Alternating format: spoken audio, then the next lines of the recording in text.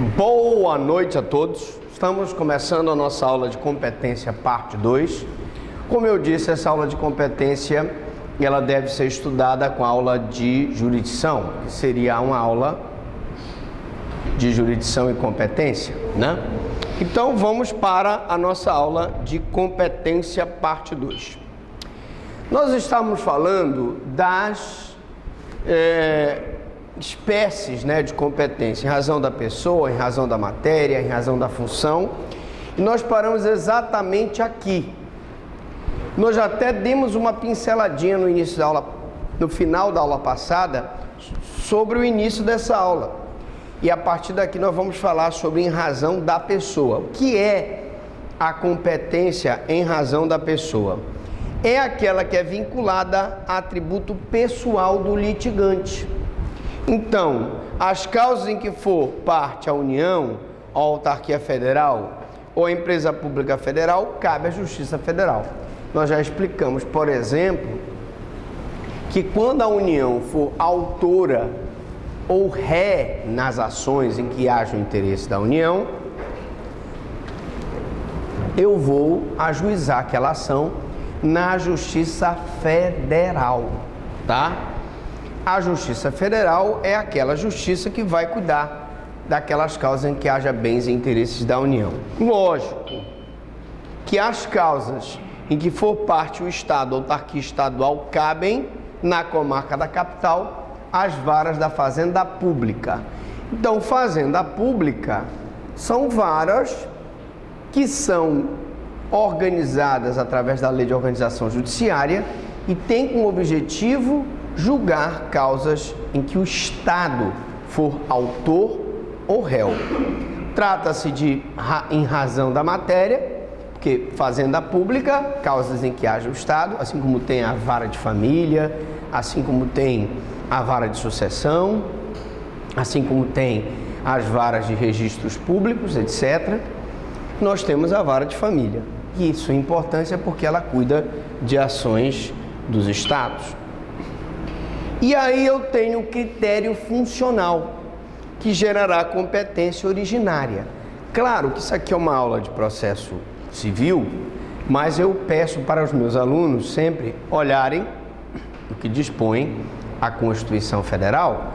E aí na Constituição Federal, lá onde tem competência do Supremo Tribunal Federal, nós vamos encontrar, por exemplo, a competência para processo e julgamento das principais autoridades da República Federativa do Brasil.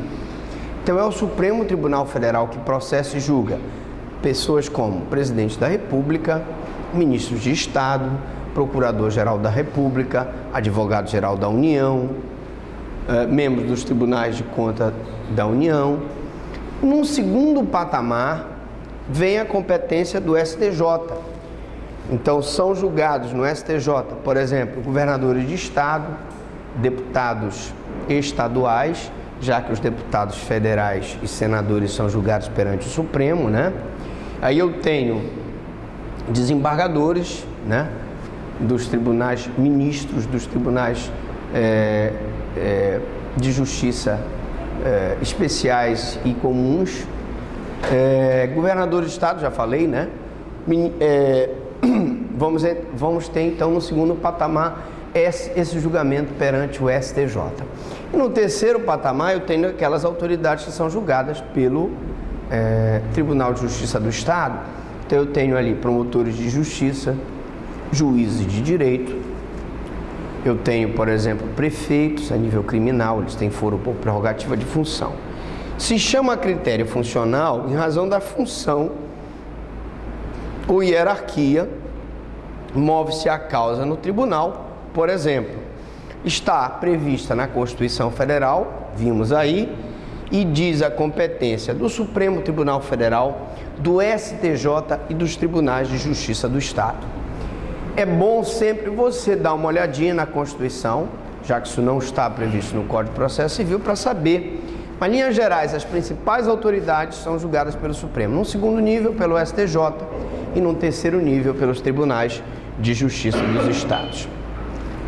Atenção que nós falamos da competência absoluta na aula passada onde nós dizíamos que são competências em que há um respeito ao princípio de ordem pública, e agora nós vamos falar em competências relativas, que albergam normas cogentes que são criadas em benefício das partes. Daí porque o novo Código de Processo Civil, ele permite, inclusive, que você, parte, você possa transacionar a questão do valor da causa e o foro territorial. Exatamente isso que eu falei. É possível uma transação. O novo Código de Processo Civil, ele dá essa possibilidade dessa transação. Então vamos lá. Em razão do valor, né?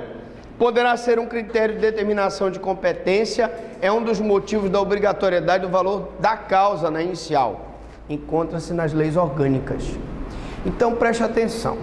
Nós já definimos aqui até 20 salários mínimos para que a pessoa possa atuar no juizado especial estadual sem advogado, até 40 salários mínimos no juizado especial estadual com advogado, até 60 salários mínimos no juizado especial federal, né? Lembrando que o juizado especial federal há uma lei que faculta que a pessoa possa ajuizar a ação sem a presença do advogado. Mas convém lembrar que em causas como aposentadoria, quer seja ela por invalidez, quer seja ela por tempo de serviço, quer seja ela por idade, que a pessoa não tem condições de ajuizar uma ação, porque não tem recursos financeiros, é procurar, por exemplo, a Defensoria Pública da União, que é quem entra com essas ações perante o Juizado Especial Federal, relacionado a essas questões de aposentadoria. Eu aconselho sempre a pessoa ser assistida por um advogado, porque o advogado é aquela pessoa que estudou. Nós todos estamos aqui estudando para um dia poder atuar. Para você que vai fazer o concurso público da OAB, vai fazer o ENAD, né? O Exame Nacional do Ensino Médio, o pessoal que vai fazer o ENEM, etc. Aqui o curso, como eu disse, não pretende não deixar a desejar a nenhum outro curso, e a gente abrange na medida do possível, na profundidade certa para você que vai fazer essas provas. Mas a ideia é que a pessoa se assista justamente por um advogado para pleitear esses direitos. Muito bem, em razão do território, é a circunscrição geográfica, é o critério de foro encontrado no Código de Processo Civil. E eu vou pedir aqui a permissão da galera para poder explicar aqui rapidamente uma questão interessante. Imaginemos que eu tivesse aqui um rio. E esse rio, desse lado aqui, eu tivesse São Sebastião da Boa Vista, e aqui eu tivesse Curralinho.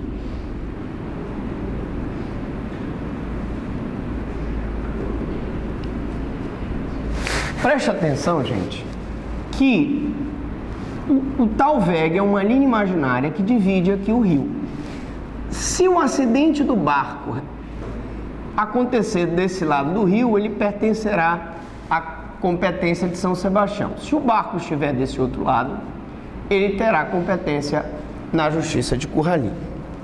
Muito bem, mas o que eu quero explicar para vocês é que quando nós falamos em competência, nós estamos justamente dizendo para você o seguinte: competência territorial é competência relativa.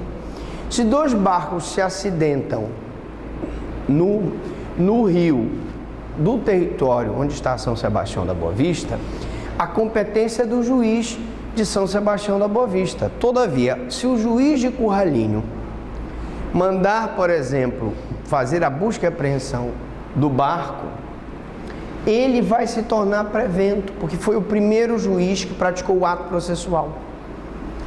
Então, a competência disse relativa, porque num primeiro momento, a parte contrária, quando é citada para apresentar a contestação no prazo de 15 dias, ela deve, em preliminar de contestação, arguir essa incompetência relativa. Essa arguição de competência relativa, ela vai fazer com que o juiz acate ou não essa incompetência. Se ele acatar essa incompetência, ele vai mandar o processo para o juiz competente, no caso São Sebastião, ou Curralinho, dependendo da situação. Se ele não acatar, ou se a parte contrária não contestar, não arguir incompetência, como é uma incompetência relativa, o que vai acontecer? Vai se convalidar. Então preste atenção, a parte sempre vai ser citada para contestar e arguir essa incompetência. Se ela não arguir, é relativa, se convalida, ela perdeu o momento de arguir a incompetência. Se ela arguir e o juiz aceitar, aquele processo sai daquele foro que não é competente e vai ser encaminhado para o foro competente. Professor, uma pergunta. Pois não. Esse barco aí, tem pessoas aqui. Sim. A Bíblia de São Sebastião que abre antes de Sim. Curralinho. Se o interessado for de Curralinho mesmo, acontecendo assim, do lado do São Sebastião da Batista, ele queira que seja feito o julgamento lá na cidade dele, e não vai obstar. Se tem uma pessoa interessada querendo que seja julgado em Curralinho, você tem que entender que não é a pessoa que determina o critério de competência.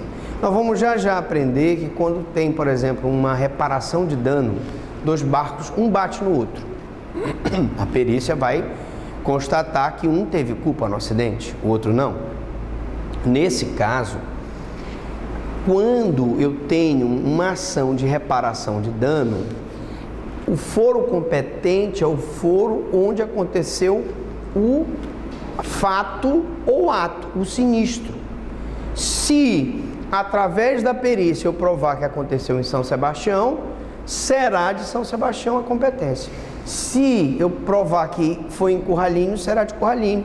Então, não existe essa possibilidade da pessoa, se não, porque eu quero, eu vou entrar em Curralinho. O que vai acontecer é o seguinte: se for de São Sebastião a competência, você entra pedindo uma reparação em Curralinho, quando a empresa, parte contrária, for citada, na contestação ela poderá arguir a incompetência do lugar que você entrou com a ação. Tá bom? Bom, foro geral. Ação fundada em direito pessoal e ação fundada em direito real sobre bens móveis. Atenção, bens móveis. É competente o domicílio do réu. Então, vamos dar um exemplo aqui. Temos umas moças bonitas aqui no auditório. Vamos ver aqui. Uma que tem as joias, né? Deixa eu ver, qualquer um. Você, por exemplo, estamos vivendo um momento de crise. A senhora vai na Caixa Econômica e vai penhorar esse seu cordão aí, esse sua pulseira, seu relógio, e a Caixa vai te dar um valor, vai avaliar, né, aquelas joias e vai te dar um valor que a gente chama de penhor.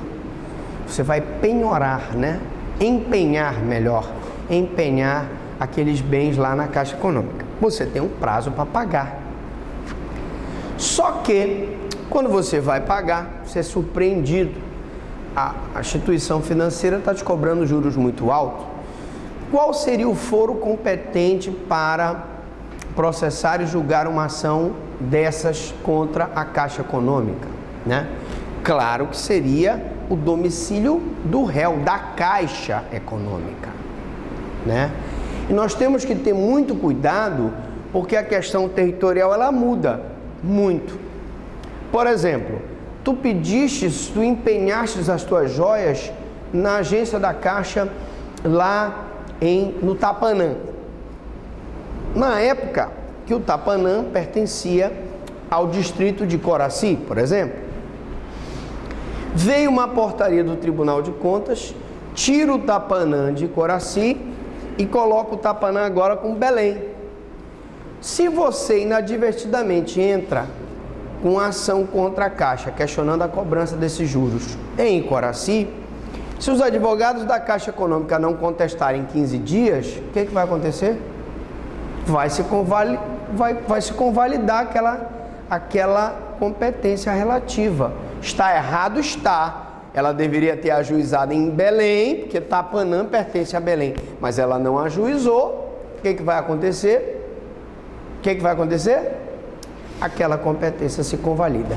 Todavia, se os advogados da Caixa, no prazo de 15 dias, na contestação, arguírem a incompetência absoluta, a incompetência relativa, que não é absoluta, é relativa, o juiz vai julgar aquela incompetência e vai remeter o processo dela para Belém. Já que, quando a ação for fundada em direito pessoal ou fundada em direito real sobre bens móveis, porque aí são joias, é o anel, é o cordão, é a pulseira, né?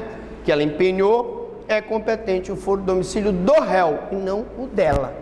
Por mais que ela seja de Belém, ela teria que ajuizar em Icoraci ou em outro lugar, que fosse o foro do domicílio. Pô, não, faça quantas você quiser. Nós temos aqui meia-noite, 1h da manhã, não tem problema. A pessoa seria Justiça Federal ou Justiça Estadual? Porque... Muito bem, se fosse a Caixa Econômica Federal, muito bem lembrado, seria, claro, Justiça Federal. Seria federal. Mas eu dei o exemplo da Caixa, poderia dar um exemplo de um banco do estado do Pará, por exemplo. Também, e aí seria Justiça Estadual. Mas bem lembrado, se for Caixa Econômica, será Justiça Federal. Muito bem. Ações fundadas em direito real sobre imóveis. É da competência do foro da situação da coisa.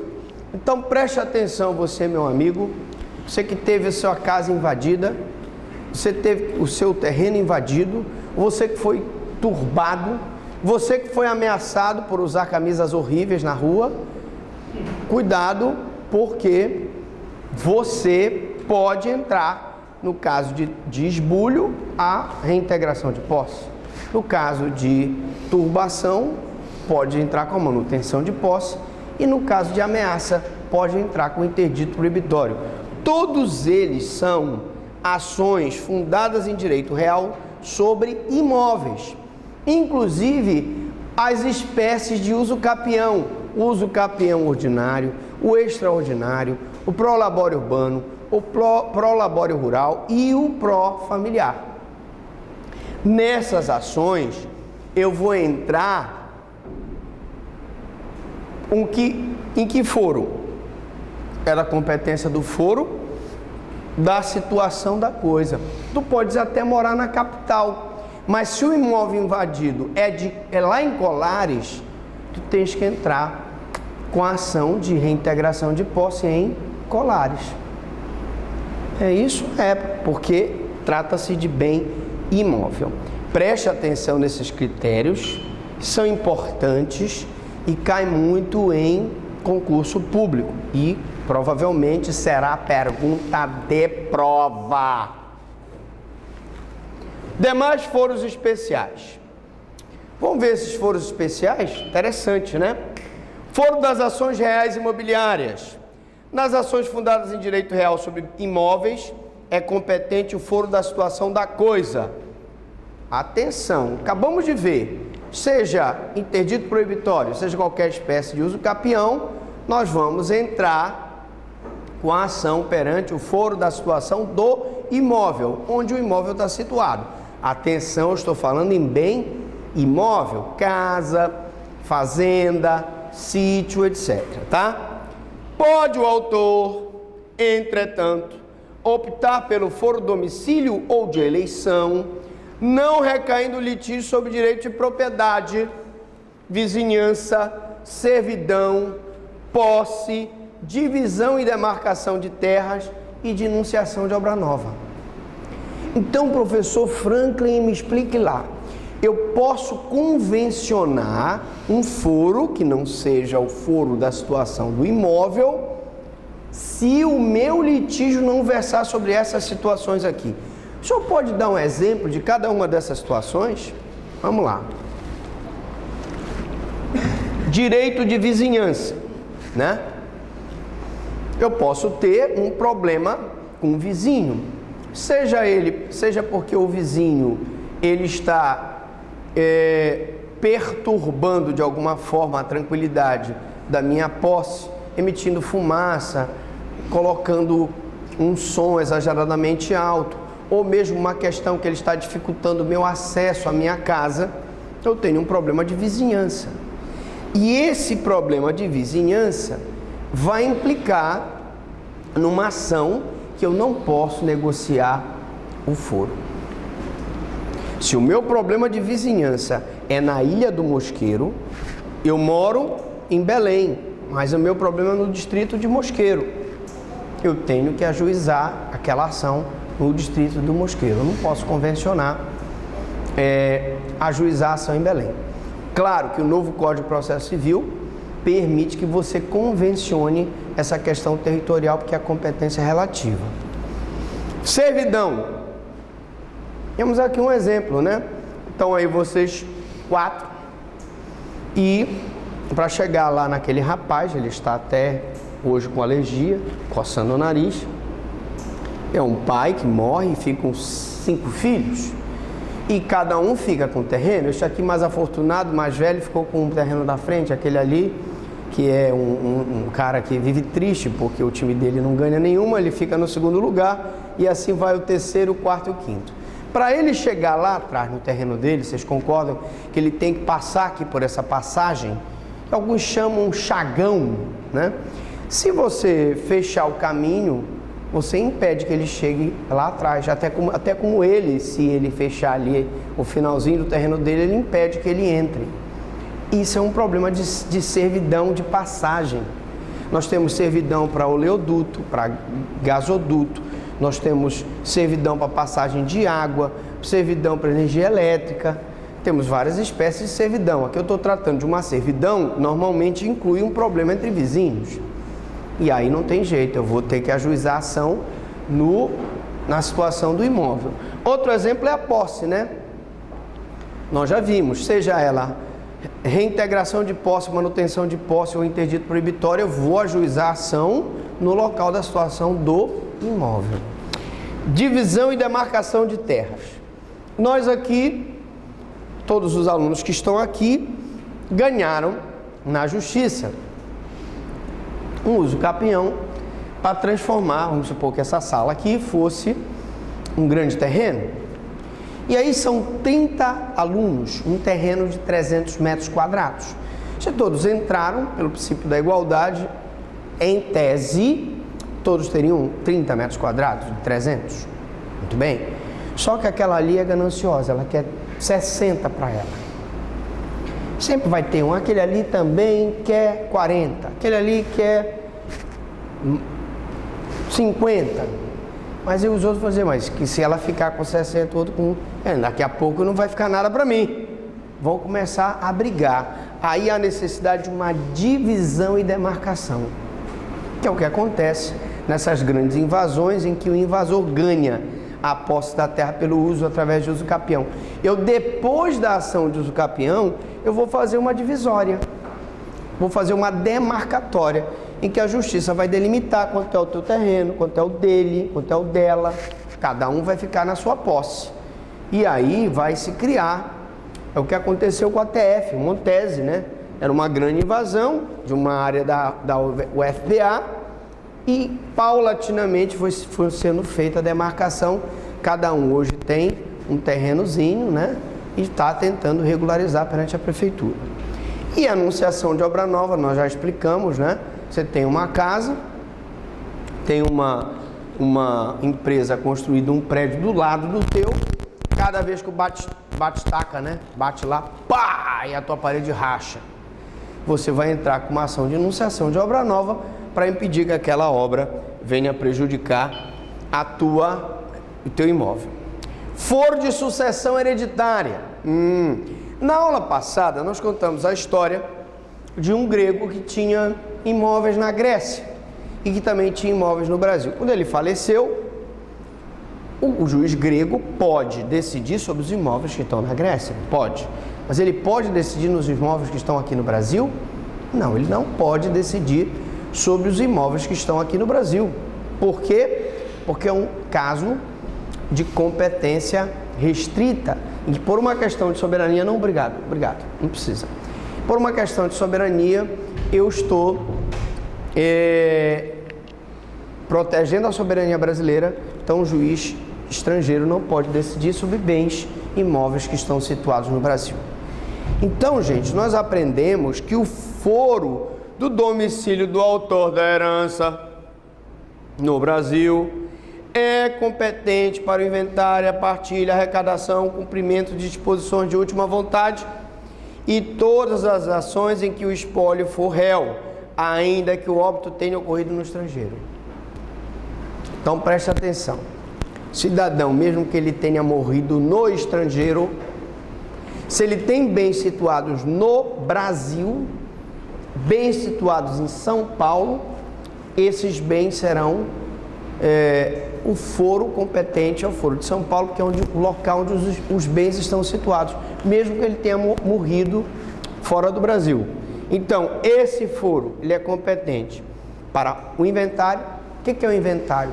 Eu vou inventariar, vou saber quantas casas ele tem, quantos apartamentos ele tem, quantos escritórios ele tem, quantas fazendas ele tem, quantos carros ele tem, quantos quadros ele tem. Não é isso? Depois desse inventário vem a partilha. Quantas pessoas ele tem de herdeiro? Quais são as dívidas que eu tenho que separar para pagar? Tem dívida de IPTU, tem dívida de CMS, tem dívida de imposto de renda, tem o imposto causa-morte, né? E disposições de última vontade. O grego era um homem apaixonado, comprava quadros belíssimos, aquele quadro específico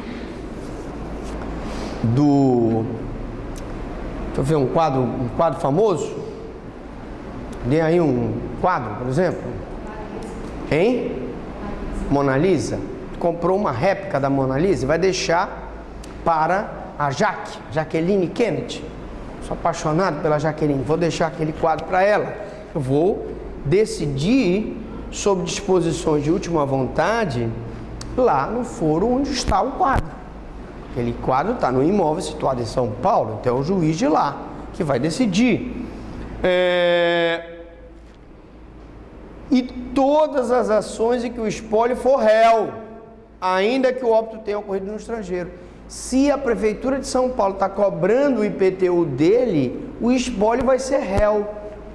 Aí um aluno na outra turma me perguntou, mas me diga uma coisa, professor Franklin, o espólio pode ser réu? Olha a pergunta de prova. O espólio pode ser réu em processo administrativo investigatório do IBAMA? Eu disse pode. Mas explique lá, professor, como é que é essa história? Me explico. O falecido tinha uma empresa que trabalhava com exploração de madeira.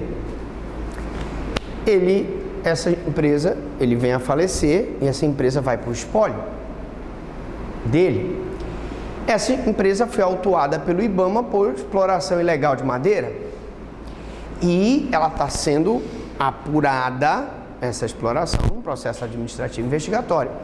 Como o dono da empresa morreu e a empresa está no conjunto de bens dele, que é o espólio, aquele procedimento automaticamente passa a ser tombado contra o espólio de fulano de tal.